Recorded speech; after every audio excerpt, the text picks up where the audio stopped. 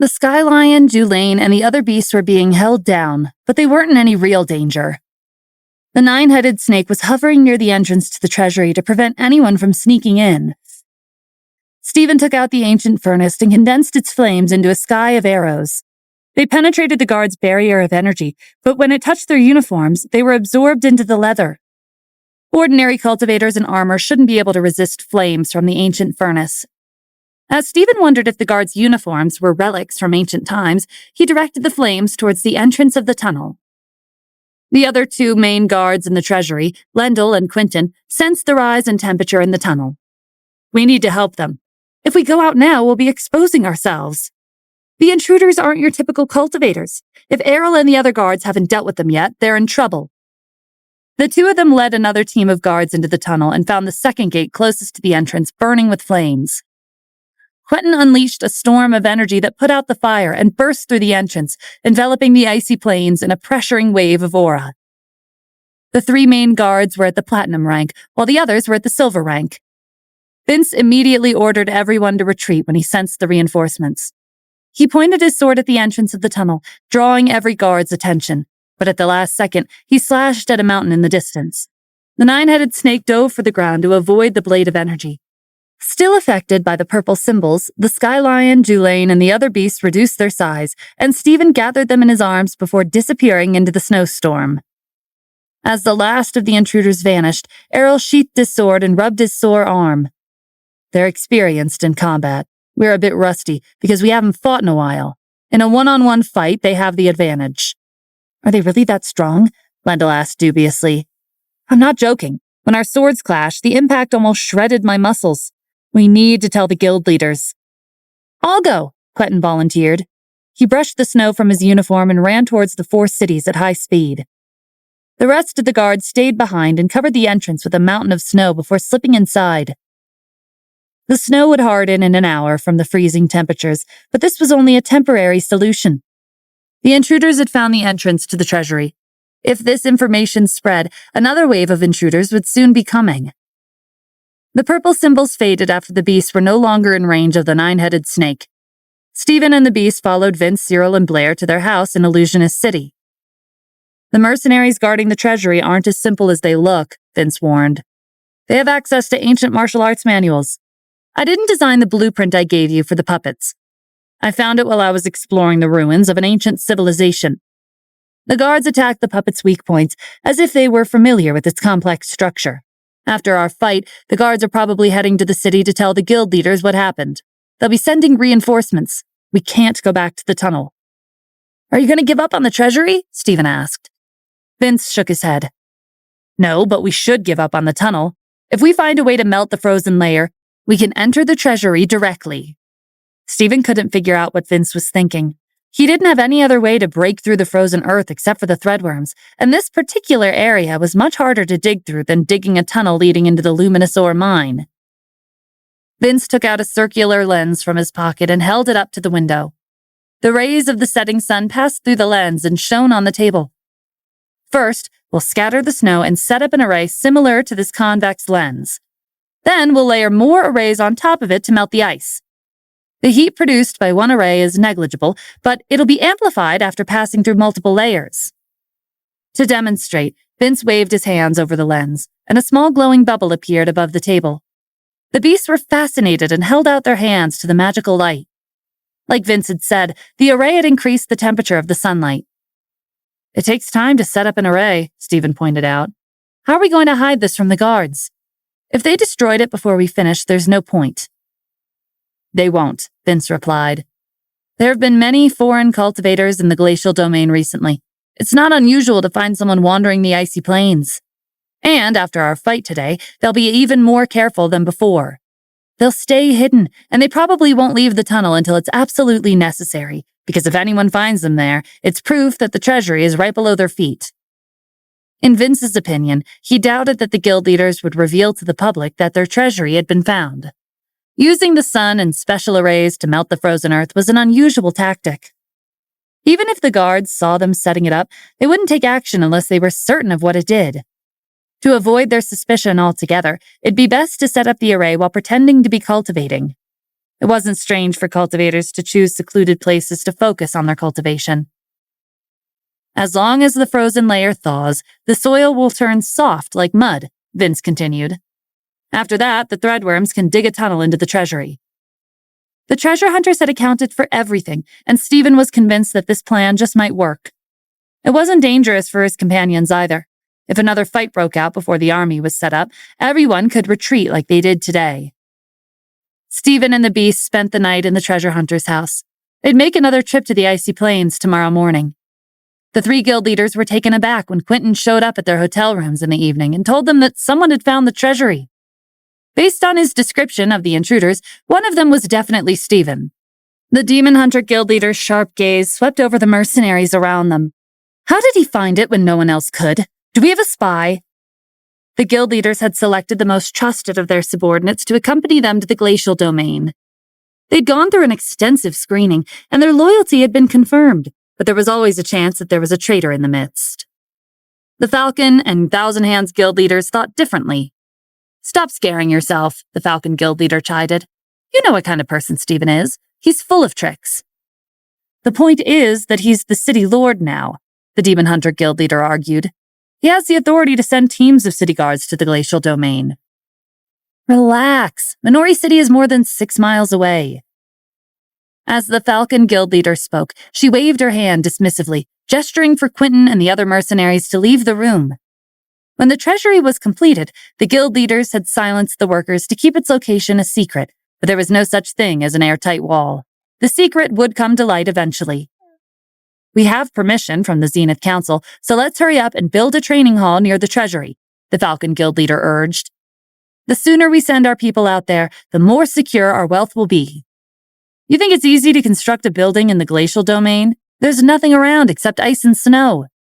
It doesn't matter if it's incomplete. We just need a general building to send more guards. Fine, I'll contact the construction team. Both Vince and the guild leaders had the same plan. They were working towards their goal under the guise of training and cultivating. The 4 city lords were none the wiser and sent more city guards to finish digging the pit near the Eagle's Gully. They couldn't prove rumors false until they saw what was beneath the ice. The next morning, the sky was cloudy. Vince led his team of treasure hunters, Stephen, and the beasts back to the icy plains. The ice dragon spread and flapped its wings, blowing the storm clouds away to reveal the sun. The sun rays illuminated the icy plains, but they didn't bring any warmth. Vince and his team simulated the properties of a convex lens. Their array formed a flat oval and a semi-transparent bubble above the snow. Stephen and the beasts waited on the sidelines, keeping an eye out for the guards in the treasury. There wasn't much in the icy plains to obstruct their view, but the guards could be hiding behind one of the piles of snow. Stephen did his best to scan the area with his aura, but he couldn't cover that wide of a range. He was concentrating on warding off the cold. If his concentration faltered, the cold spiritual energy in the air would invade his body and freeze him from the inside out. The layers of array in the sky gathered the sun's rays into a dazzling circle of light that fell over the frozen earth. Vince landed on the ground with the treasure hunters and looked up, admiring their work. He crouched down and placed his hands on the ice. He could feel the heat spreading, and the ice showed signs of melting. The power of nature was gentle and silent. All they needed to do now was wait. During the next few days, the treasure hunters, Stephen, and the beasts would periodically come back to the icy plains and check on the frozen earth. The peace only lasted a week before a crowd of mercenaries from the Alliance came by. They weren't planning to build a training hall directly above the treasury. It would be constructed around 5 miles away. When they arrived in the icy plains, they were surprised by the strange array in the sky. The Falcon guild leader scowled at Stephen when she saw him. The Demon Hunter and Thousand Hands guild leaders tried to calm her down when she placed her hand on the hilt of her sword, clearly about to start a fight. Don't be impulsive. Don't you sense the auras of the people around him? They're beasts, and you know how troublesome they can be. There's also some cultivators beneath the array. We don't know who they are, so be careful. The guild leaders shifted their attention to the bubbles in the sky. The array didn't give off a strong aura, but it occupied a wide range of land. It definitely hadn't been set up for fun. We should make sure our treasury is safe before doing other things, like figuring out what that array is. The Falcon guild leader folded her arms over her chest.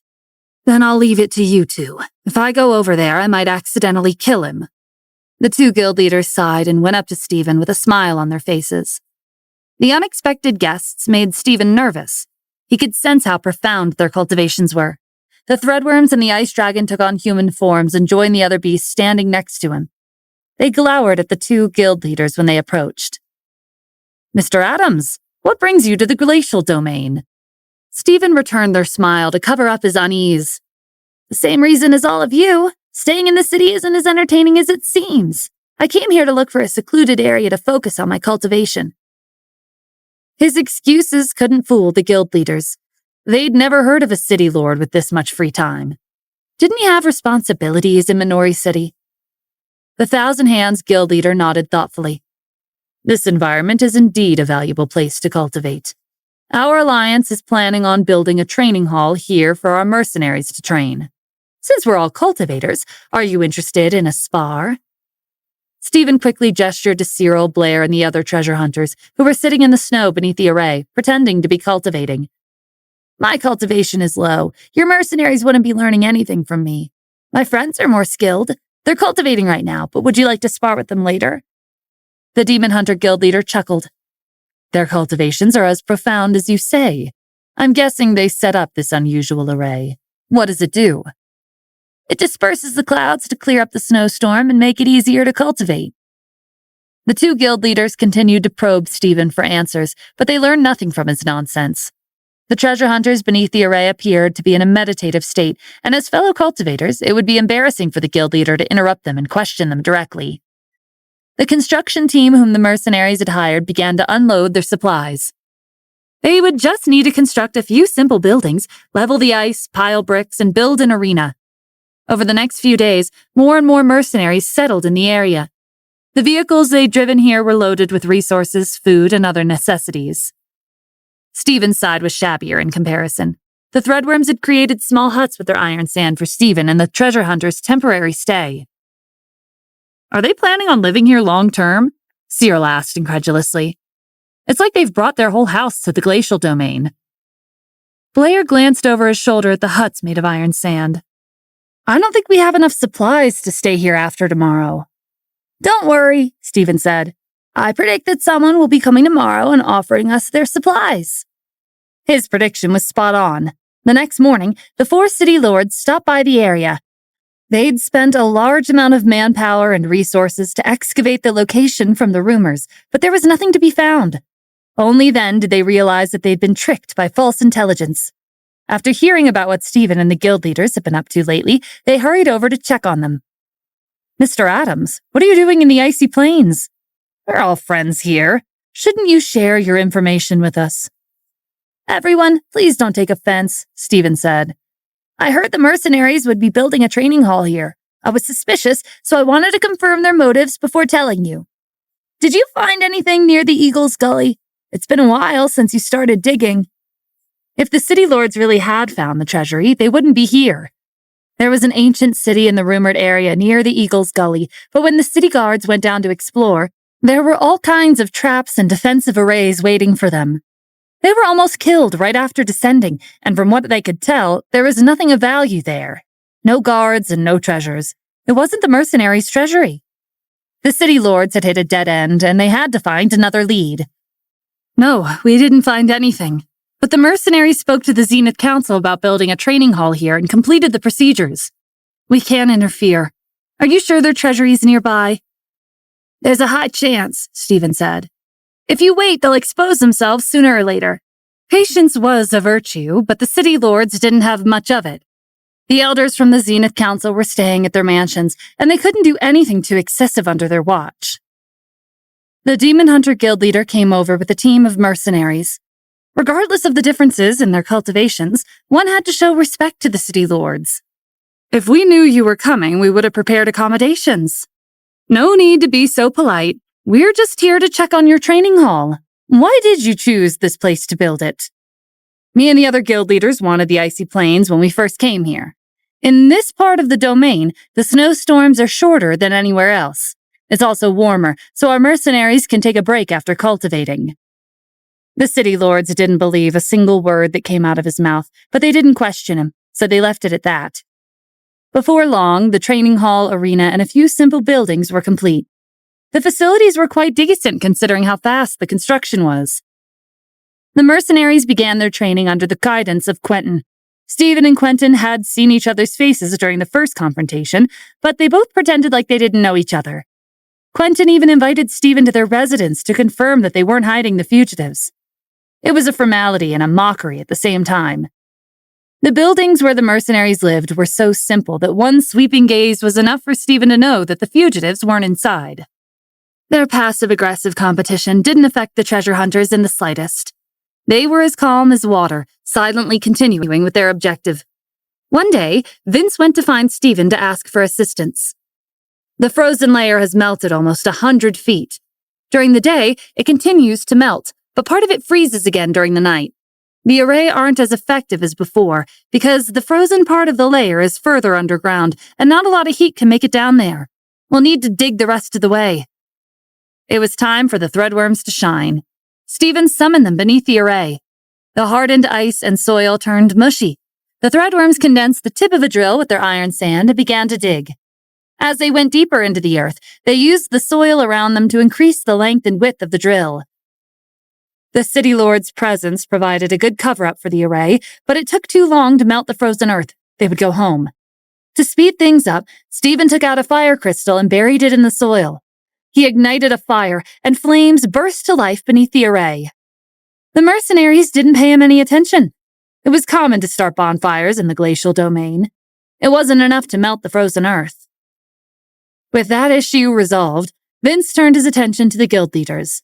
He hadn't brought that many treasure hunters with him, but there were plenty of mercenaries on the other side.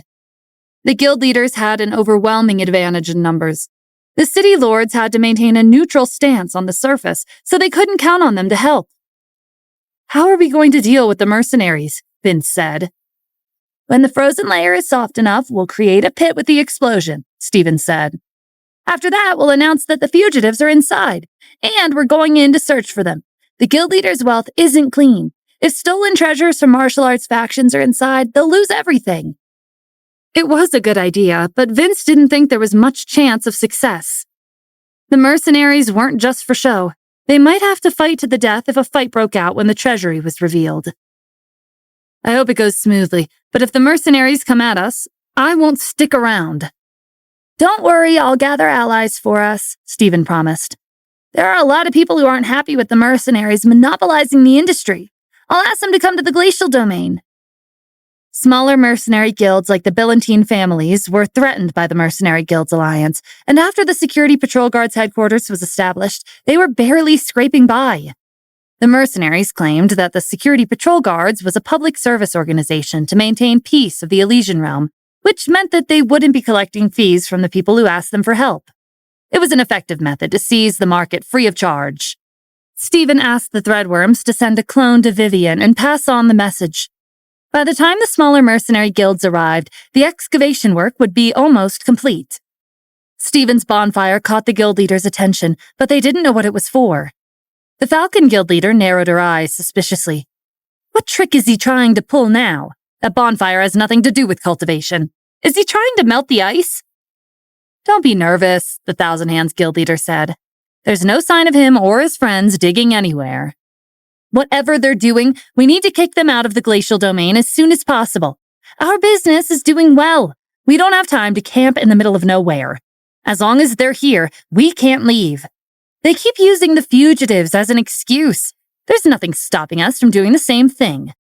We can claim we found clues to the fugitives' whereabouts and bring Stephen and his people to the ancient city that the city lords excavated to search with us. We can fight all we want there." The ancient city and the rumors that the guild leaders had spread had already been excavated by the city lords and their subordinates, but they hadn't explored it too deeply.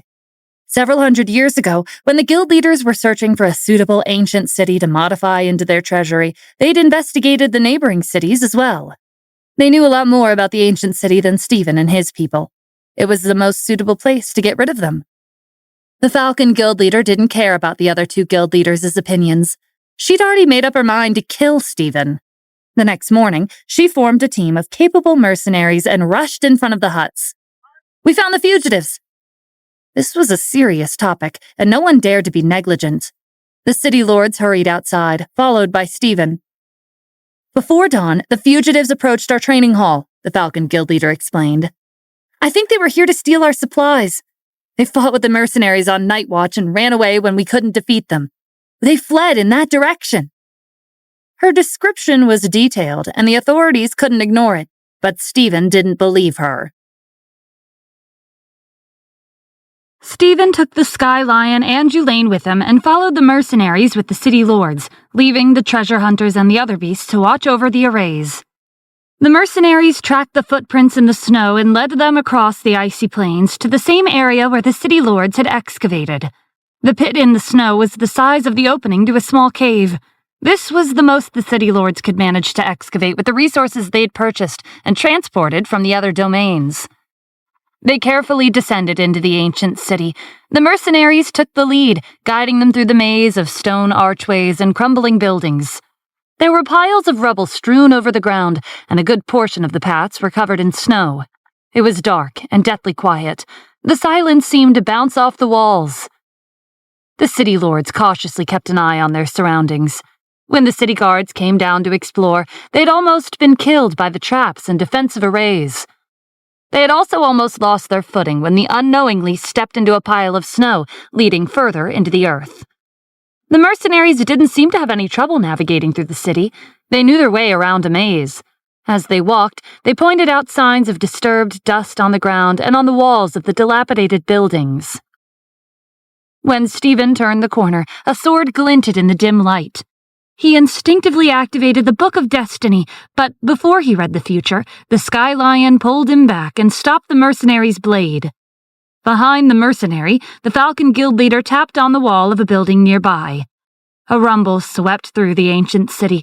The ground caved in and opened up beneath their feet. The city lords noticed the buildings collapsing and stopped short just as Stephen and the other beasts fell to the ground. Aside from the falling rubble, the descent was shorter and smoother than Stephen expected. At the bottom, he found himself in a dim room with Julaine and the Sky Lion. It was shrouded in mist compared to the surface of the city. He looked up and glimpsed the walls of stone peeking out from the fog. They towered over the room with no end in sight. Footsteps drew their attention away from the top. The mercenaries emerged from the mist with the Falcon Guild leader in the lead. I've been waiting months for this. I'm guessing the fugitives never attacked your training hall, Stephen said calmly. The Falcon Guild leader didn't bother denying it. If you knew that, why did you follow us? For the same reasons as you. Instead of relying on sneak attacks in the dark, it's about time we settled this face to face. Julaine brushed past Stephen and stepped forward with a smirk. It's too bad the Zenith Council elders aren't here. There's no one to back you up. A gentle breeze swept past the room. Julaine's purple silk dress fluttered in the wind, making her the center of attention. The pattern on the eye of her dress shifted, and a strange energy filled the air. By the time the mercenaries realized they were caught in a hypnotic trance, tentacles had protruded from the walls. The Falcon Guild leader specialized in illusions and lightning. Her best students, Monica and Jax, had each trained in one of her specialties. She snapped herself out of her trance and unsheathed her sword. A trinket of bells was attached to the hilt. When they rang, the sound waves clashed with Julaine's mental interference, and the other mercenaries regained their senses. You're always surrounded by beasts, the Falcon Guild leader mocked. She eyed the Sky Lion in disdain. I heard it was you who killed Monica. The Sky Lion glanced at Stephen. Who's Monica? The woman with the red lantern, Stephen whispered. We fought her before the last round of the City Lord Challenge. A thoughtful look crossed the Sky Lion's face. Oh, the cultivator with the strange weapon. Her spiritual energy wasn't the worst I've had. It was filling, at least. The Falcon Guild leader's contempt turned into disgust. Julaine waved a dismissive hand at Stephen and the Sky Lion. Find the exit. I'll deal with her. Stephen hesitated. Will you be all right on your own? Who do you think I am? Julaine said with a scoff. The Falcon Guild leader made no move to follow as Stephen and the Sky Lion left the room with the mercenaries hot on their heels. Her gaze shifted to Julaine. It wouldn't be too late to catch up after killing this beast. You can pretend to be a human, but a beast will always be a beast. I'm not pretending. We're capable of multiple forms. This is just one of them. Julaine darted into the mist, disappearing and emerging from a different part of the room. The Falcon Guild leader swung her sword and threw out blades of energy. Julaine used the mist as a cover and nimbly dashed around the room, dodging as she ran. Tentacles sprang up from the ground beneath the Falcon Guild leader. She stepped out of the reach and tossed a ball of lightning into the mist just as Julaine appeared. The Falcon Guild leader snapped her fingers. Thousands of balls of lightning flared around her and crackled towards Julaine. An explosive burst of electricity lit up the room, dispersing the mist and covering the room in a veil of blue light. The Falcon Guild leader turned away and dusted her clothes with disinterest, preparing to follow Stephen further into the labyrinth. She was confident that Julaine had been turned to ashes, but when the electrical flares died down, there was no corpse in the wake of destruction. Julaine's voice echoed behind her. Where are you aiming? As a cultivator who specializes in illusions, don't you know the basic rules? Always make sure you're not in an illusion before attacking. The Falcon Guild leader spun around in alarm, but halfway through the motion, she found that her body was paralyzed. She felt an invisible wall pressed up against her, and invisible strings holding her in place. Julaine's voice sounded again in a different part of the room. It's embarrassing for a guild leader to get caught in a simple trap. It doesn't matter how high your cultivation is. One mistake is all it takes. A tentacle clamped around the Falcon Guild leader's mouth and muffled her words. She frantically followed the voice to a corner where a cluster of eyes gleamed in the darkness. She released a stream of lightning in every direction as she struggled against the bindings. Electricity flared and spread around her in concentric circles. That was when she saw the spider-like beast with 8 tentacles. She hadn't run into an invisible wall, and she wasn't held down by invisible strings. She was caught in a spider web. Julaine spoke again. This time, her voice was right beside the Falcon Guild leader's ear. If you have the skills, anything can become an illusion. Stephen and the Sky Lion had just made quick work of the mercenaries when Julaine found them in the other room. That was fast, Stephen remarked. I followed the bodies, Julaine said impatiently. Are you done? Let's get out of here and get back to the treasury. Stephen looked over at her. Her dress was pristine, and there was no trace of blood. What happened to the Falcon Guild leader? I devoured her spiritual energy. Stephen didn't press her for the gory details. He gestured to the adjacent room. We went through waves of mercenaries. They all came from that direction. The exit should be there. The 3 of them entered the room where they followed a winding path to the end. They braced themselves for another fight, but there was no one waiting for them. They observed the high walls as they stepped closer to the end of the path. There was a gaping pit in the ground. A draft carried the wind into the labyrinth. The Sky Lion crouched next to the pit and looked inside. Is this the exit? Why is it leading underground? Stephen looked around. The path led to a dead end. There was no other door in sight. There's no other way out. This has to be where the mercenaries came from. Left with no other options, Stephen, the Sky Lion, and Julaine jumped into the pit. Darkness consumed their vision, but not for long. When they reached the bottom, they found themselves above the ancient city. Light from the surface filtered through the hole in the ice. The Sky Lion transformed, catching Stephen and Julaine on its back. The labyrinth had been an array covering the ancient city in a dome. Some of the mercenaries must have entered the labyrinth in advance and waited to ambush them. Stephen peered over the Sky Lion's back. The city lords were heading in their direction after seeing them emerge from the ceiling. Where did you come from? The Lord of Illusionist City asked.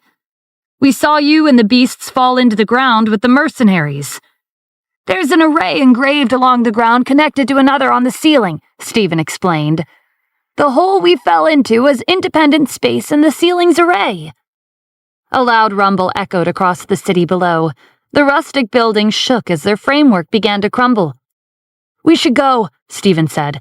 This place is about to collapse. What about the fugitives? There's no sign of them. We searched half the city while you were gone. They're not here. The Falcon Guild leader planned to trap us here. The city lords cursed. You can't trust anything those mercenaries say. Where are they? If they're not dead, we'll get rid of them ourselves before leaving. No one but us are here. Who would know what happens to them? You don't have to worry about them, Julaine reassured with a smile.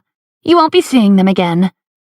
The hole in the ice that the city lords had excavated was quickly freezing over. They made it out before it was completely frozen. When they were safe on the surface, they could hear the ancient city below them falling apart, burying thousands of years' worth of history and the Falcon Guild leader's scheme with it. It was snowing in the glacial domain when Vivian took a seat on a rock, watching the mercenaries from the smaller guilds with a frown. They were a disorderly group, and they had been arguing ever since they began their trip after receiving news from Stephen's threadworm. She'd gathered the smaller mercenary guilds as fast as she could, but it wasn't easy to keep them on track by herself. "How does Stephen lead so easily?" she said with a sigh. The 4 divine turtles poked their heads out of Vivian's pocket and glanced at the crowd. "Miss Vivian, we can help you if you'd like." They scuttled out of her pocket and transformed into 4 sagely, elderly men. A deadly aura swept over the mercenaries, silencing them instantly. Vivian was taken aback. The divine turtles had been staying in her mansion's living room as part of the decor ever since she came back from the Asura realm. She'd never seen them in action. Noticing Vivian's stunned gaze, they explained, "This is a trick we learned from watching the celestial beast. When he releases his aura, everyone listens." "Is that why he hides his aura?" Vivian asked. "When I was in the Asura realm, I didn't sense anything from him." "It's more accurate to say that it's concealed from all those who are weaker than him. Unless he's in combat or releases it deliberately, most people won't be able to sense it." "It's not easy being a leader," Vivian mused. She took a deep breath, stood up, and faced the crowd. "Now's not the time to be arguing amongst ourselves. We have a common enemy. If we don't make haste, this will be the end of all of us. Is that what you want?" Her voice rang loud and clear in the silence of the icy plains. No one responded. The mercenaries were still shaken from the tremendous aura. She nodded approvingly and turned to continue their journey to where Stephen and the others were waiting. The mercenaries followed, this time with much less distraction. When Stephen and the city lords returned to the huts, the Demon Hunter and Thousand Hands guild leaders demanded an explanation from them. "We don't know where her team went. We fell into a pit and we found ourselves in a maze of the mist. The ancient city was on the verge of collapse by the time we got out. The fugitives weren't in there. Even if they were, the entrance into the haze was frozen by now. Whoever was in there won't be getting out." There were several suspicious points to the city lord's explanation, but the guild leaders couldn't question them, not when the Falcon Guild leader's scheme was obvious to everyone. Tension was high for the next 3 days. Pleasantries between the guild leaders and the city lords were reduced to slight nods and curt greetings. A mere side-eye was enough to get either side riled up. Stephen kept to himself and tried to stay out of the crossfire. The threadworms rested during the day and continued to drill through the softened ice and soil all night. The rising tension and lack of patience put the city lords on edge more than usual. "How long do we have to wait? We have responsibilities to attend back in the city." The mercenaries were only keeping up some semblance of formality because the city lords were here. If they left, a fight would break out within the next hour. Stephen consulted the treasure hunters. The ice in the soil had softened significantly, and the threadworms had dug a network of tunnels. If they placed artillery shells in each one, the explosions would be enough to create an entrance into the treasury. According to the threadworm's clone, Vivian was on her way with the smaller mercenary guilds. They would have arrived yesterday, but there was some internal conflict that slowed them down. If things went well, they should arrive by tonight. Stephen relayed the news to the city lords. It satisfied them, and they went back to their huts to prepare. As the sun was beginning to set, the Demon Hunter and Thousand Hands guild leaders gathered outside the training hall for a meeting. They'd lost contact with the Falcon Guild leader and her team, and in their line of work, going missing was the same as being killed. She only had herself to blame. They'd warned her multiple times not to be rash, but she hadn't listened. However, without the Falcon Guild leader, they'd lost their source of reliable intel from the other domains. "Don't you feel like the ground's gotten soft?" the Thousand Hands Guild leader asked. The Demon Hunter Guild leader shifted his weight on the snow to test it. "Feels the same to me." "The ice should be thicker around this time of year." "Now that you mention it, I've been sensing a small amount of heat energy radiating from the ground. The sunlight in this domain shouldn't be that warm." The guild leaders sprang to their feet as realization struck them.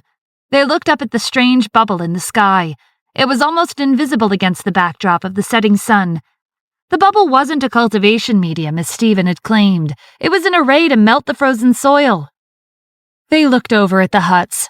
The city lords, Stephen, and his friends were nowhere to be seen. They rounded up the mercenaries and sent Quentin to the treasury to warn the guards. The quiet of the evening dissipated as the sound of the crunching boots against the snow filled the icy plains. The guild leaders destroyed the bubble with their energy. It expanded and contracted before bursting into shimmers of light that rained over the snow. The trace of heat energy disappeared at the same time, confirming their suspicions.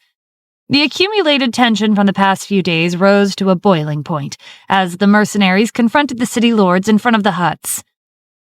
"That array was heating up the ground," the Demon Hunter Guild leader accused.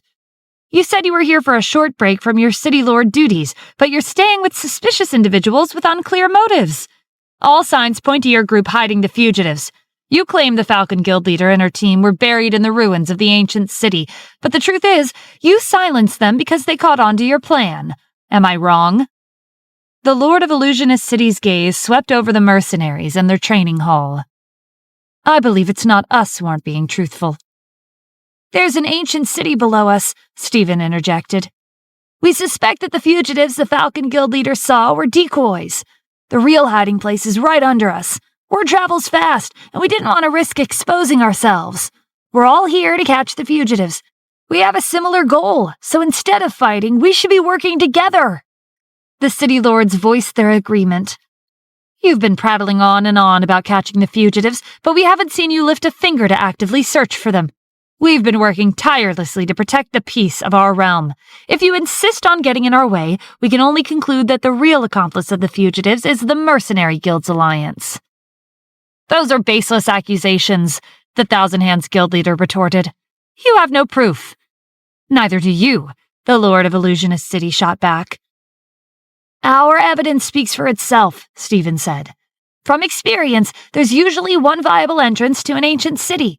Once the fugitives went in, they might have lost their way and couldn't find the exit. We followed their tracks and determined that they were hiding there. We don't know where the entrance is, so we set up the array to melt the frozen soil. If you still have doubts, just wait. Whether it's us or you telling lies, everything will be clear in a second." As soon as he finished speaking, a tremor shook the icy plains. Explosions sounded underground, one after another, as cracks split the ice and the frozen layer fell apart. The snow and ice caved in, giving way to a view of the ancient city underground. It was different from the ancient city the city lords had excavated. Compared to crumbling buildings rustic with age, this was like an ancient civilization brought back to life.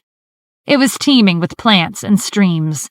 The infrastructure was stable and modernized with energy crystals adorning the ceilings and walls. The mercenaries dove after the city lords as they landed inside the treasury. The two guild leaders were astonished to have their treasury exposed so suddenly. They'd kept the location well hidden for years, and they weren't about to let outsiders walk away with this knowledge. Just as both sides drew their weapons, a crowd of newcomers leaped through the opening. It was Vivian and the smaller mercenary guilds. She walked up to the city lords, introduced herself, and greeted them respectfully. "We're here to put a stop to the Alliance's crimes, and we'd like your help." The city lords looked at the four elderly men standing next to Vivian, and then at the crowd behind her. "Are you officially requesting our assistance?" "Yes. On behalf of the mercenary guilds across the realm, I'd like you to ask for help in bringing these criminals to justice. They've been threatening smaller mercenary guilds and forcing them to send their members to the security patrol headquarters for them to use as they please. It's hard enough as it is trying to make a living. They're trying to drive our business to the ground." Murmurs of agreement sounded from the crowd. "We established the security patrol guards to make the realm a safer place," the Thousand Hands Guild leader argued. "We never threatened anyone. You all signed a contract." Vivian glared at him. "If we didn't sign it, you would have made our clients withdraw their commissions. But that's not the only reason we're here. We have evidence that the mercenaries from the Alliance have conspired with the ancient cultivators and the fugitives to accept missions from wealthy families who wanted to settle their grudge against each other for what happened during the City Lord Challenge. Not only are they trying to monopolize the industry, they colluded with enemies of the realm and are trying to overthrow the Zenith Council." The city lords nodded gravely and turned to the guild leaders. Do you have anything to say in your defense? The evidence is quite clear. We've been treating you with respect because you're city lords, the Demon Hunter guild leader spat. But if you insist on siding with them, then I'm afraid our friendly relations will end today. He motioned to the treasury guards. They condensed a phantom of a 9-headed snake. It hovered in the skies, blocking the exit above. The guild leader's message was clear. None of the outsiders would be leaving this place alive. I take it you're admitting your guilt, the Lord of Illusionist City said, lifting his cane. There's no reason for us to hold back. The fight erupted in a blur. The guild leaders and the city lords lunged for each other as the smaller mercenary guilds clashed with the guards and mercenaries from the Alliance. There were some who broke away from the crowd and went to explore the treasury. In the middle of the fighting, in the mad dash for treasures, Stephen and the Beast slipped away with the treasure hunters. Vince led them through the massive treasury with relative ease. They passed by storage rooms filled to the brim with priceless ores and cultivation resources, but the treasure hunters didn't stop. They pressed on, as if they knew exactly where the real treasure was. How do you know where you're going? Stephen asked curiously. When you've explored enough ancient ruins, you get the hang of it, Vince replied. Most ancient cities and ruins of ancient civilizations have similar structures. There's a hidden mechanism in every treasure vault. It could be hidden in plain sight or somewhere you'd never think to look. For this place, my guess is that it's at the back of the treasury. They entered a vast room with several corridors lined with metal doors. The treasure hunters split up and assessed the locks, searching for a way to break in without sounding the alarm. The Sky Lion, Dulaine, and the other beasts were impatient and left to go about with their own exploration. The value of treasures was different for beasts and humans. There was a good chance that whatever was hidden behind those metal doors would be priceless for the treasure hunters, but a waste of space for the beasts. It took less than 15 minutes for the treasure hunters to dismantle the locks. There were a few satisfying clicks, and then the doors swung open. Every room was filled with treasures except one. While the treasure hunters were analyzing their findings and determining their value, the three main treasury guards, Lendl, Quentin, and Errol, burst into the room. They glared at Stephen and the treasure hunters. None of you will be making it out of here alive. If you didn't want anyone coming in here, you should have paid for better security, Cyril said indifferently, drawing his sword. Both sides lunged for each other, continuing their fight from last time. Stephen supported the treasure hunters from the sidelines with occasional waves of energy. As he observed the conflict from a distance, he noticed that the guards weren't using any decisive techniques to turn the tide in their favor. They're not going all out, Stephen said to Vince in a low voice. It feels like they're stalling for time. Vince gave the room a scrutinizing once-over, observing the walls, the ceiling, and the ground. This is a trap. The guild leaders never planned on saving their entire treasury. Their guards cleared out the most prized valuables before they confronted the city lords. That's why one of the rooms was empty. Are they planning on destroying the ancient city and burying everyone alive? Stephen asked. It's hard to say, Vince said. Those with too much wealth resort to drastic measures when they're on the verge of losing everything. Lendl, Quentin, and Errol dashed out of the corridor, leaving Stephen and the treasure hunters behind. The room began to spin as their vision blurred. It was a sensation that Stephen was familiar with. He had the same nauseating and disorienting feeling every time he was transported elsewhere through Tristan's tower. When their surroundings stabilized, they found themselves in the same room, but the air felt different. The glacial domain was filled with cold spiritual energy, but here, the spiritual energy was pure, dense, and oppressive. Vince shot Stephen a grin. You've never accepted our invitations to explore outside the 5 domains, but here we are. Welcome to the Dark Continent. This is the mysterious region beyond the domains? Stephen asked incredulously. He walked around the room. It gave him the same feeling as when he'd entered the independent space that contained the Asura King's golden body. It was sealed and cut off from the rest of the world. He wouldn't be able to use the bone blade to get out. That's right, Vince confirmed. Have you looked inside the abyss past the miasma? No, but I've been told that it's pitch black, Stephen replied. He didn't mention that he'd seen the river of starlight at the bottom through the eyes of the Threadworm's clones. The Dark Continent is like the abyss, Vince said. It's shrouded by haze. There's no concept of day or night. It's always dark wherever you go. We use specialized energy crystals to find our way around and map the region based on the concentration of spiritual energy. Based on the spiritual energy of this room, we are in the shifting forest. It's a forest of trees that move across the dark continent. It's never in one place for too long. We've only explored the edges, but the teleportation array in the treasury took us to the center of the forest. The treasure hunters were prepared for every possibility. Whenever they embarked on a new expedition, they wore rings with interspatial storages filled with survival tools and rations.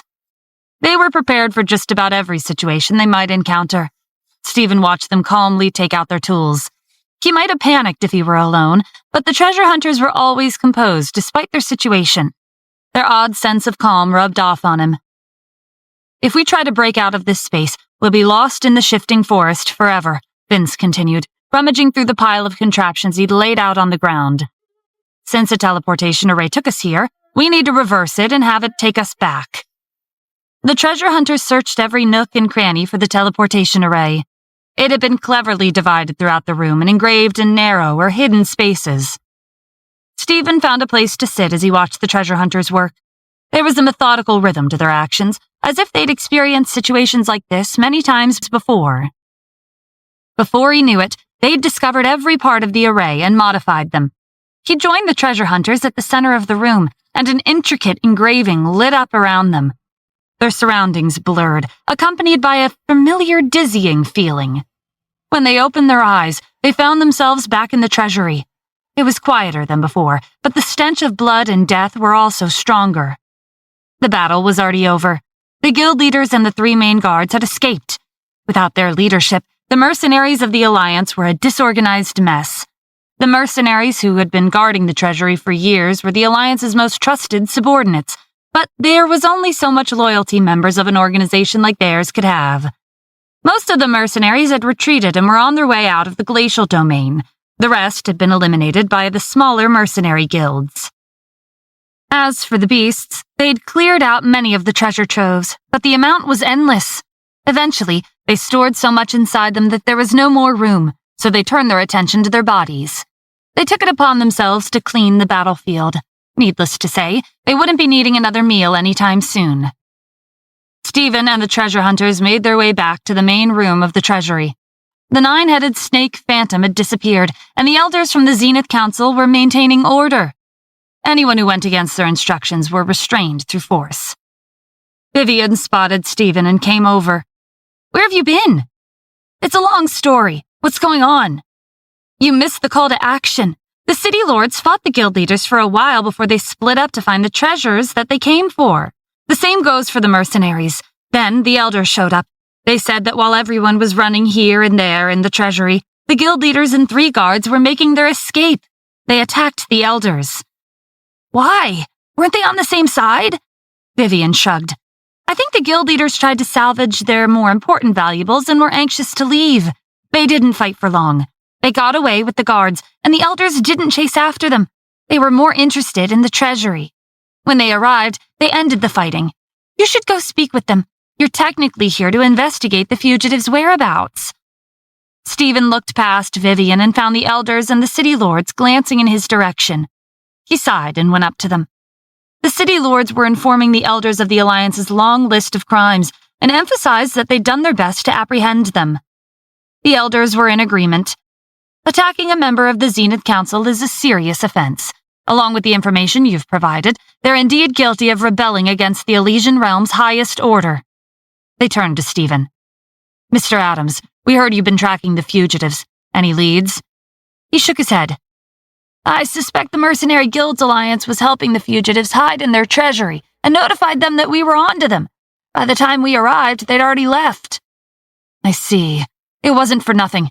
You and the city lords of the glacial domain have contributed greatly to our cause. Without the 5 of you, we couldn't have known that the Alliance was planning a rebellion. Thank you for your hard work." Much to Stephen's relief, the elders didn't press the issue. They were probably eager to wrap up official business and begin their exploration of the treasury. He left them to it and regrouped with the treasure hunters. "What did you think?" Vince asked expectantly. Every expedition comes with the thrill of danger and finding something new. I invited you to be a member of our organization because you're the adventurous type. If you're feeling up to it, how about joining us on our first official expedition into the Dark Continent when the bridge is complete?" Their short trip to the Dark Continent had piqued Stephen's interest, and he was curious about the mysteries the region held. "After today, I can see why your organization is so interested in it. Count me in." "Glad to hear it. We're going back to our original expedition after packing our things in the city. Are you coming back with us?" "You go ahead. I need to find my companions." Stephen wandered the treasury and found the beasts by the stream, washing blood from their skin and clothes. The Sky Lion looked up as he approached. "Where did you go? I couldn't find you anywhere, so I stored some stuff for you." Given the Sky Lion's enormous size, Stephen wouldn't be surprised if he'd emptied 1/5 of the treasury on his own. "Me and the treasure hunters were stuck in a trap." Julaine laughed. "Should have gone with us." Stephen took the beasts to the surface of the icy plains and opened a spatial rift for them. "Tell Killian I'll be stopping by with a group of half-human, half-snake visitors. They're looking to move to the Asura realm."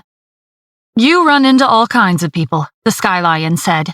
"I'll pass on your message. See you next time." The Sky Lion and his team of beasts stepped into the spatial rift. Julaine looked back before heading inside. "About that favor you owe me for restraining the Ghost General, let's call it even. You helped my companions find the Asura King's relic and took us to the mercenaries' treasury. The next time you visit the Asura realm, don't be a stranger. Come and say hello." Stephen had been wondering when Julaine would remember that favor he owed her. Admittedly, he'd been somewhat worried about what she would ask of him. After scavenging the mercenaries' treasury, she'd amassed a decent amount of wealth. It was fair to call it even. "I'll visit when I'm free." Julaine waved and disappeared inside the spatial rift. Stephen summoned the ice dragon and returned to the sky domain with Vivian and her mercenaries in tow. The security patrol guards were disbanded, and the mercenaries went back to their respective guilds. The Bellantine family slowly began to rebuild the mercenary guild. With the 4 divine turtles as presents, none of the other guilds dared to cause trouble for them. The elders from the Zenith Council rounded up the mercenaries from the Alliance and sealed off the treasury to the public. Considering how much of the treasures had been looted, there likely wouldn't be much left for the elders to find. There were rumors that the Demon Hunter and Thousand Hands guild leaders had taken information about the Dark Continent with them before they escaped, but no one knew the layout of the treasury was left to confirm the truth. What lay beyond the Dark Continent remained a mystery. The region seemed to be either protecting the 5 domains or isolating them in a cage. After the training hall the mercenaries had built in the icy plains was torn down, there was another increase in visitors to the glacial domain. News of the mercenaries' treasury being found spread far and wide. The elders from the Zenith Council confiscated a majority of the remaining treasures, but they would likely leave the less worthwhile items behind. It was a long journey from the glacial domain to the Haven domain, and it wasn't worth the extra effort to bring everything back. The other ancient cities underground were also a topic of interest. There could be more treasures waiting to be discovered.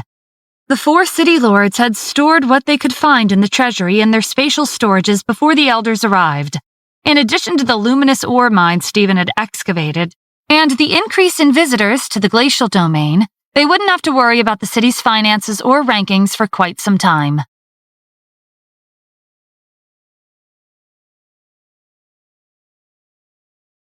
With the fugitives' disappearance from the glacial domain, the investigation into the whereabouts hit another dead end. Due to the lack of concrete leads, the Zenith Council shifted its focus to their economic assessment of the city lords. Minori City placed first in the rankings, and Stephen was formally invited to the Floating Cloud Palace for a reward. The first time he went to the palace was with Ren. It was daunting to make the trip himself. In the human realm, Stephen had gotten used to bringing gifts when he visited wealthy families. Although he'd been invited to the palace by the Zenith Council, it didn't feel right to make the trip empty-handed. He didn't know what the elders would like, so he consulted Minori City's administration team. After his secretary purchased a gift box and placed it in the trunk of the car, Stephen headed north of the Haven domain. He drove and followed the path until it vanished into the ice. He took out the gift box from the trunk and began to trek up the snowy mountain through the forest of bare trees. Halfway through the forest, Stephen looked up at the sky and found the artificial cloud directly above him. He remembered the entry pass Ren had shown him the first time they were here and drew the same symbol on the ice with the tip of his sword. The ground cracked, and a platform of ice beneath him rose into the air. When Stephen arrived at the floating cloud palace, the same 3 elders from the Mystic Covenant appeared to greet him. Ivan's father, Nikolai, was one of them. "The 3 of us laughed when you told us you were determined to participate in the City Lord Challenge, but here you are." Stephen handed them the gift box with a smile. "In all honesty, I didn't expect to become the City Lord either." The elders laughed as Nikolai took the box and waved his hand at an empty corner in front of the palace. A small house made of clouds appeared. They invited Stephen inside and gave him a special gem to progress to the next rank. Cultivation gems were rare, and they were limited to ranks below platinum. The gem from the elder was to be used at the gold rank. Stephen decided to save it for later. He'd only recently reached the gold rank, and he wasn't ready to progress to the platinum rank yet. Comprehension and cultivation improved hand in hand. It would be jarring to speed up his cultivation without fully comprehending the next rank, and it would be safer to use the gem when he was closer to breaking through. He could always save it for Kim or someone else. Aside from the gem, there were miscellaneous rewards available to choose from. Stephen selected a few items for Ren, his students, and the administration personnel in Minori City, including his secretary and the Sullivan family. Without their help, the city would have developed this much in such a short amount of time. Seeing the success of wealthy families who'd moved to Minori City, there were many others who were preparing to join them in hopes of expanding their businesses. As for the lords of Idyllic, Orchard, and Saint City, who'd caused a mess in Minori City, the administrative team found evidence of their collusion with the Lord of Seaflower City, Lorelei. Their underhanded methods did a number on their reputations, and combined with their incompetent management, many residents were considering moving elsewhere. When the next City Lord Challenge came around, their 4 cities were expected to be ranked near the bottom, and a new competition would take place. Stephen finished delivering the rewards from the floating cloud palace and opened a spatial rift to the human realm. The streets were peaceful as he made his way to the military's administration building. There were no signs of warfare. When the military's upper management had met him in the conference room, he was concerned to find that the room was only half filled. To his relief, the Leviathan unit's leader clarified that the members not in attendance were away for a long overdue vacation. The war with Mifflin had drawn to a close shortly after the U.S. replaced the gunpowder in the artillery with aluminum heat agents. Water was scarce in Mifflin, and the country relied on Lake Isaiah as their primary water source. Warhawk and their allies' troops barely had enough water to sustain their army. They were forced to surrender as the Empyrean Circle and the Guardians of the Palace pressed the advantage and cornered them. At the same time, the Leviathan unit searched for the King of Mifflin. They found him on an island some distance away from the warfare. Despite his cowardly actions, the king was surprisingly stubborn and refused to surrender. However, when a dagger was pressed against his throat and threats of unpleasant interrogation were made, he relented. The higher-ups of the U.S., Scotty, Mifflin, and Warhawk and their allies met for negotiations. Mifflin's king retained his position, but gave the U.S. and Warhawk the authority to manage the country. Meryl had recently been removed from her temporary position as the head senator after Paxton went missing. Farad was elected the new head senator, and receiving the authority to manage Mifflin solidified his position. Most of the damage in Mifflin had been caused by their corrupt upper management and Warhawk and their allies. Although the war was over, a large portion of the country was in ruins. Most of the rebuilding work was left to Mifflin's citizens with assistance from the U.S. and Warhawk. During the war, Mifflin's currency had dropped to an all-time low. With the rebuilding in process, their currency was expected to rise and return to normal within the year. While the conflict was dying down, the U.S. contacted Farad and deactivated the AI chip after coming to an agreement. Stephen was surprised to hear that Farad was so cooperative. He agreed to ally with us just like that? He said when you and him first met, you promised to make him the head senator of Warhawk's parliament, the Leviathan unit's leader explained. He didn't believe you, and now that he's actually in that position, he was more open to negotiations. You always mean what you say, and even as things don't go as planned, you have the power to make the impossible happen. He said it would be an honor to ally with the country you lead. After the meeting, Stephen went to check on Jace and Liam. They were close to breaking through to the true immortal realm and would be taking their heavenly trial any day now. The two of them weren't in their offices. They were half-picked boxes on the floor and piles of documents laid out over the desks. He finally found them in one of their subordinates' offices. They were training their subordinates and delegating their responsibilities in the military to prepare for their ascension. Stephen leaned against the wall in the doorway, watching them busily giving their subordinates instructions and assigning them tasks. "You don't have to rush. I can bring you back to the human realm whenever you want." Jace and Liam looked over at the sound of his voice. They said a few words to their subordinates before striding over. "Mr. Adams, when did you come back from the Elysian realm?" Liam asked. "It'll be inconvenient for you if we need your bone blade every time." "The more we handle now, the less we'll have to come back," Jace agreed. "I'm not the only one who can travel across realms," Stephen gestured to Liam. "You can do it too." Liam gave him a bewildered look. "How? I don't have a weapon that opens spatial rifts or any space-time techniques." "The Mystic Covenant elders told me about a hidden feature in our identity tokens. Certain members are granted permission to use the token to cross realms. I asked the elders for a favor, and they agreed to authorize passage between the Elysian and human realms for you." Liam took out his token. Its metallic surface shone when he held it up to the light. "This tiny device is more useful than I thought." Jace examined the token, but didn't see anything special about it. "Looks like an ordinary pocket watch." "It has a lot of uses," Stephen said. "Yvonne told me about the hidden feature. She wanted me to tell you that she's been waiting for you to come back to the Elysian realm. I'm never around, and she wants a friend to hang out with." "Who's Yvonne?" Jace asked. Liam sighed. "A troublemaker in the Mystic Covenant." Stephen had also asked the elders to grant the Sky Lion permission to travel between the Elysian and Asura realms. The elders easily agreed. It was a more convenient method to stay in contact with the celestial beast, instead of sending a team there every time they had matters to discuss. Jace and Liam were skilled cultivators, and Stephen had confidence that they'd pass their trial without a hitch. The other members of the Empyrean Circle were spending most of their time cultivating. It wouldn't be long until they broke through to the true immortal realm and joined them in the Elysian realm. To prepare for Jace and Liam's ascension, he'd arranged guest rooms for them at him and Kim's villa. Ascending to a higher plane was an achievement, but it was also dangerous. Cultivators at the level of ascension were considered weak in the Elysian realm. It would be safer for Jace and Liam to focus on their cultivation after ascending before deciding where to go from there. But for now, it was just Stephen, Kim, and the beasts at the villa. Once all the Empyrean Circle members ascended, the house would be much more lively.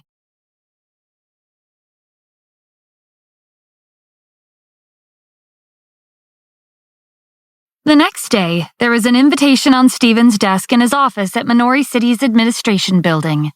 Inside the envelope was a letter from the Lord of Abysm City, inviting him to his mansion for a meeting with the treasure hunters. After the Infinite Prison was breached, there had been a stream of residents leaving Abysm City. When the construction of the bridge was announced, cultivators throughout the realm traveled to the city and made arrangements to take up residence in the empty homes to prepare to explore the Dark Continent. There had been recent reports of unauthorized individuals staying in homes without official documentation, and the Lord of Abysm City was concerned that the fugitives had mingled with the visitors. The last thing he wanted was any kind of disruption to the construction.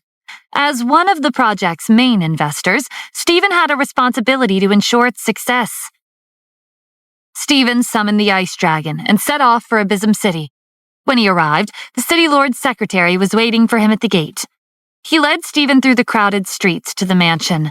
The guards at the entrance gave the security a puzzled look, but said nothing and let them in.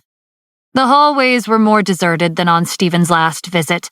There weren't that many people working at this time of day. At the main hall, the secretary stopped abruptly, and Stephen almost ran into him. The secretary turned around and reached behind him. A large sword appeared in his hand, and he struck without warning. The room shook as the floorboards were overturned from the weight of the blade. Paintings fell from where they hung on the walls, furniture toppled over, and papers scattered in a heap. The secretary stood over the mangled body with blood dripping from his sword. On the second floor, Stephen peered out from the open door in the storage room. "You've improved a lot. That illusion of me is so real that even I was almost fooled." The iridescent dragon pulled him away from the door, out of sight.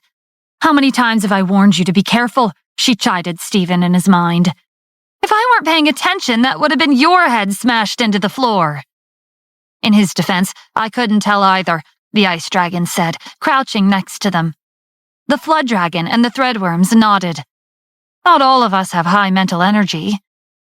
The point is that when the bubble around the room bursts, the illusions will be broken and he'll be coming after us for real, the iridescent dragon snapped. When did you figure it out? Stephen asked. When I started watching you. There's no such thing as a perfect disguise. It's like dipping a strawberry in chocolate. It might not look like a strawberry anymore, but the inside hasn't changed. Stephen laughed. Did Killian teach you that? Sounds like something he'd say. The flood dragon peeked out from behind the door. If he's not the secretary, then who is? I recognize his sword, Stephen said. It belongs to Flavius. He's one of the fugitives. He had the same weapon when we fought in the glacial domain. Nolan told me there's someone who specializes in disguises among their group. He's most likely wearing a disguise and pretending to be the city lord's secretary. Knowing his identity isn't helpful, the iridescent dragon said. How are you planning to get out of here? I left a note on Nolan's desk before leaving. He's been looking for the fugitives, so I figured he might want to investigate Abysm City. He should be on his way here. We'll stall for time and let him clean up the mess. They heard footsteps and annoyed whispers on the first floor as the illusion dispersed. No doubt the fugitives had just found out that they'd been played. Stephen condensed 3 clones of himself and sent them running through the mansion.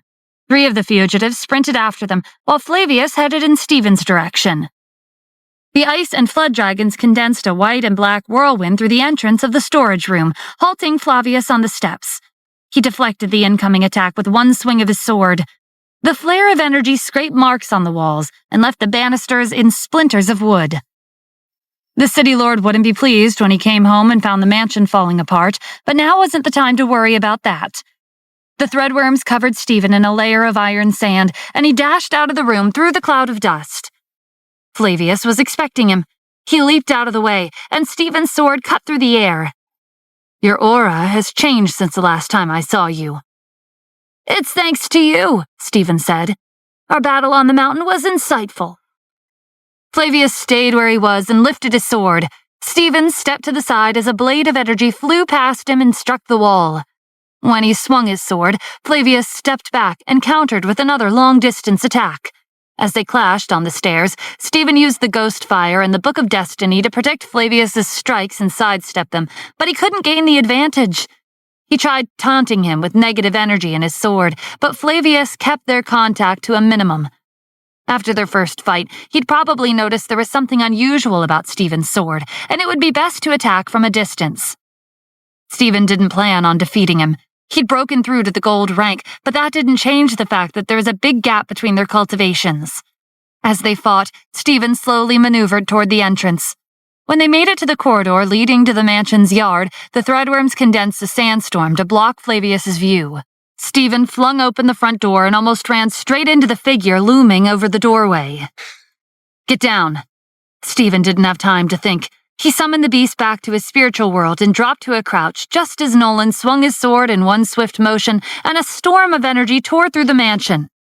Flavius narrowly avoided being sliced to pieces with his quick reflexes and years of combat experience. Nolan stepped past Stephen and motioned for his subordinates to follow him. Flavius's confidence faltered when he saw the warden. The Infinite Prison was well known for its security, and it wasn't just because it had been built on the edge of a cliff above the abyss. Before the incident with the ancient cultivators, no one who set foot inside the prison had ever made it out alive, not the fugitives nor the trespassers. The warden and his subordinates made sure of it. It took Nolan and his subordinates almost no time at all to restrain Flavius and search the mansion for the other 3 fugitives. How did you and your team get here so soon? Stephen asked Nolan when he stepped out of the mansion. We received a report that there was an increase of luminous ores in circulation. We tracked the source and found that most of it came from Abysm City. There isn't usually that much in the polar domain. We suspected the fugitives were involved, and we were preparing for a trip here to investigate when I found your note on my desk. That's why the fugitives disappeared from the glacial domain, Stephen said, understanding dawning on him. The luminous ores they stole were enough to sustain them for a while, so they went back to Abysm City to wait for the bridge to be built. After it was done, they were going to escape to the Dark Continent. Nolan nodded. Flavius holds deep grudges. He never forgets the battles he couldn't win or the battles that were interrupted. His plan was to kill you quietly, retreat, Have the city lord return to find your body and blame it on his people. Where is the city lord anyway? Most of the employees at the mansion went home for the day, and the real secretary is with the lord of Abysm City at a meeting with the treasure hunters elsewhere in the city. The fugitives intercepted the letter and modified the time and place before sending it to your office in Minori City. Now that 4 of the fugitives are in custody, the rest will be planning their escape route. The city's on lockdown, but we can't keep it that way for long. They need resources from outside. It's easier to deal with the cultivators who rely on their strength, but the remaining fugitives are cunning. The Master of Disguises always has a backup plan. I know someone who can help, Stephen said. Nolan was taken aback when a small pink dragon appeared on Stephen's shoulder. He was even more surprised when it transformed into a young girl with pink hair. According to Stephen, the iridescent dragon had higher mental energy than both of them combined, and she could see through disguises with one glance. Nolan had his doubts, but he decided to trust Stephen and gathered his subordinates. As they patrolled the city, he quickly realized that the iridescent dragon's skills were the real deal. She casually pointed at seemingly random passerbys, but then they turned out to be a fugitive in disguise every time. As for Stephen, he was impressed by Nolan and his subordinates' strength as they subdued the fugitives. There was a reason they'd maintained their positions at the Infinite Prison for so many years. The wealthy families in Minori City's cautious reactions towards Nolan now made more sense. All 8 fugitives were taken into custody before midnight, including the Master of Disguises, Xander. He was furious that his plan had been ruined. He would have killed Flavius if the guards hadn't stepped between them and separated them. The lockdown on Abysm City was lifted, and an official announcement had been made once the news was delivered to the Zenith Council. When Nolan and his subordinates turned to the iridescent dragon to thank her for her help, she'd already returned to Stephen's spiritual world. Don't mind her, Stephen said. She just doesn't like to work for free. Nolan chuckled and held out his hand. Pass on our gratitude for us. We couldn't have done it without you two. If you ever need anything in the future, don't hesitate to let us know. Stephen shook his hand. I'm glad things worked out. The Zenith Council will most likely be contacting you tomorrow. The Zenith Council had implied that a warden wouldn't be necessary for the new prison in the Haven domain. It was self-sufficient, and if anything happened, they would be nearby to maintain order. Even so, having a warden to oversee the transport of supplies and maintenance of security measures as a precaution wasn't a bad idea. The public would also feel safer if there was a warden. Nolan and his subordinates had corrected their mistakes, and Stephen was expecting the Zenith Council to hire them again soon. The fugitives were taken into custody, and peace was restored to the 5 domains of the Elysian realm. Stephen had nothing to do, and decided it was time to make a trip to the Asura realm. Before meeting the half-human, half-snake group, Stephen wanted to visit Luciano and his students at the herb plantation. After the stunt Thierry pulled last time, Luciano's students had spent long, painstaking hours dismantling the weaponry. It was a waste of space, so Stephen took the parts off their hands. After storing the items, he backtracked and followed the line of trees to the residence of the half-human, half-snake group. We've been waiting for you, the leader of the group said when he arrived at their doorstep. We were beginning to think you'd gone back on your promise. Stephen smiled in amusement. I made a vow with my life on the line. I have to see it through. Ready to go? When they set foot in the Asura realm, the group was fascinated by the red sky. The leaders of the Beast Clan came out to meet them and help them settle in. Stephen was surprised that Killian had accepted them with far less suspicion than Julaine and her group. But then again, the half-human, half-snake group wasn't as strong, and they didn't show any signs of causing trouble in the Asura realm. Stephen found Killian at the summit of the Myriad Mountains, flipping through a book with the sky lion in beast form perched on his shoulder and reading along. How'd it go? Killian asked. Are they settling in? Stephen sat next to him. They said it's different compared to the Elysian realm, but they feel safer here. When the Mystic Covenant comes, you'll have to hide them temporarily, though. There are plenty of places to hide in our realm. It's not a big deal, Killian said, turning to the next page when the Sky Lion nudged him impatiently. You know, whenever I awakened in the past, it's always during war. Not long after, I would fight, die, and awaken again just to do it all over. It's a strange feeling to have a future to look forward to. Stephen patted the sky lion. Then you'd better live a long life this time. If you die, it'll be more than 10,000 years before you reincarnate. The beast and your followers will miss you. I plan on it, Killian said. A rebellion of that scale won't happen again. I'll make sure of it. By the way, the Elysian realm isn't ready to trade with your realm yet. I asked a few of the city lords, and they seem nervous about a war breaking out. Killian grinned. The cultivators in the Elysian realm are more cowardly than I thought. Well, it doesn't matter. The items the beast brought back are enough to sustain us for a long time. That's good to hear. Have you seen the astral thief lately? He hasn't shown up since the last time I warned him not to mess with the beasts. If you're looking for him, try the human realm. According to Killian, there had been no news of any major thefts across the 6 realms. Either the astral thief had learned his lesson with Luciano, or he was planning another world-shattering heist. Knowing Thierry and Tristan's personalities, it was most likely the latter. Stephen left the Asura realm and went to the suburbs to check on Zane. He wasn't home, which meant he was at the training grounds. Sure enough, Stephen found him in the training hall, watching Ezra spar with a robot. Hey, long time no see, Zane called out with a wave. Meet my new student. When did you take Ezra on as a student? Stephen asked in surprise. Recently. There hasn't been much to do lately after the war ended, so I thought, why not take him under my wing? I know he has an AI chip, but nothing beats experience. That's true. Have you seen Tristan lately? He drops by the house from time to slack off. Why are you looking for him? Stephen gave Zane a summary of the bridge in the Elysian realm that would connect with the polar domain and the Dark Continent. The treasure hunters invited me on their expedition, and I was thinking of bringing Thierry and Tristan with us. I'm sure they've already heard about it, but you know how they are. If they rush into the Dark Continent on their own, they'll end up getting themselves killed. Besides, experienced thieves have a better eye for treasure. Are you interested? You're welcome to join us. I don't know, Zane said. My cultivation isn't what it used to be. It's like there's a limiter holding me back because I'm not in my original body. The laws of the heavens aren't perfect. There's always a way to bypass them. Like when you absorbed the heavenly light during the trial using a skill you learned from ancient cultivators? Stephen nodded. It's the same with the bone blade. When it comes to martial arts, there's no such thing as impossible. Who knows?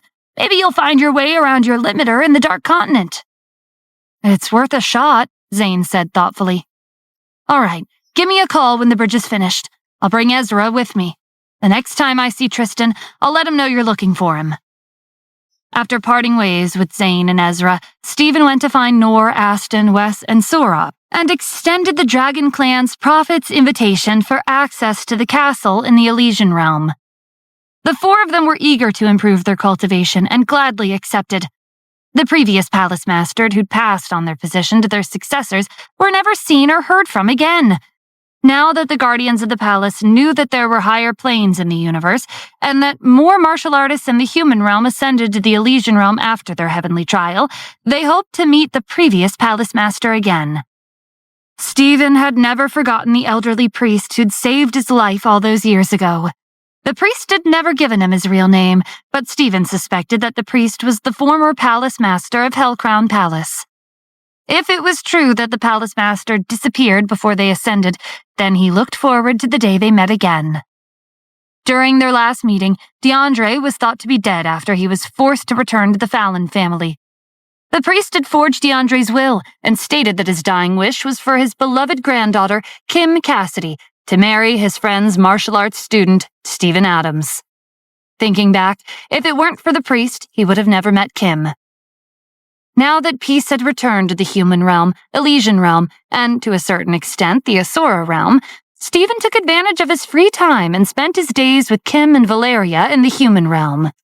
When he and Kim had to go back to the Elysian realm and replenish their inner energy, Kim would leave her clone behind to look after Valeria with Victoria.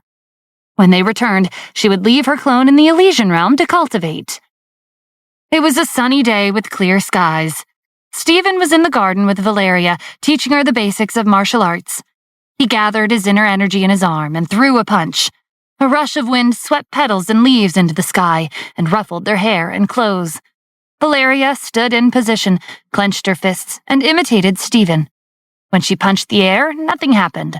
She tried again, but still nothing happened. She looked up at Stephen with disappointment on her face. Stephen patted her hair. "It's okay. No one gets it right on their first try." Valeria nodded and clenched her fist to try again. The threadworms and the ice, flood, and iridescent dragons were sitting on the side in their human forms, watching in anticipation. Stephen crossed the garden to where Kim was sitting on the bench. He sat next to her and wrapped his arm around her shoulder. "Did you know?" Kim asked. "Kylan and Sylvie are getting married next month. They sent us wedding invitations." Stephen gave her an incredulous look. "They are? When did they even start dating?" "It's been a while. You've been so busy in the Elysian realm that you don't know any of the gossip. They've been trying to hide it, but everyone knows. It's so obvious. They're madly in love. Kylan's not that bad of a guy once you get to know him. He and Sylvie are made for each other. But I'm not completely out of the loop. I know Jasmine and Dennis have been skirting around each other for years. They finally confessed last week when they were drinking together. Rosalind's waiting for Callan to propose. Zachary and Jaden are busy cultivating. They're aiming to ascend to the Elysian realm." "How do you know all of that, but not Kylan and Sylvie's relationship?" Stephen shrugged, watching Valeria shift her stance and throw another punch. This time, a rush of wind swept the garden, rustling the flowers and leaves on the trees. The beasts applauded proudly. Valeria ran over to the bench. "Did you see that? I did it!" Kim picked her up and kissed her on the cheek. "That's my girl. You did great." Stephen watched them fondly. When the Addams family kicked him out and left him for dead, he hadn't imagined such a peaceful life with his family to be possible. So much had happened since then, and he couldn't help but wonder what the future had in store for them. When Valeria grew up, they could travel the world and explore other realms. The possibilities were endless. It was in a martial artist's nature to seek out adventures. Their lives were eventful, and the next adventure was just around the corner. Dear listener, this episode marks the end of the show Secret Succession.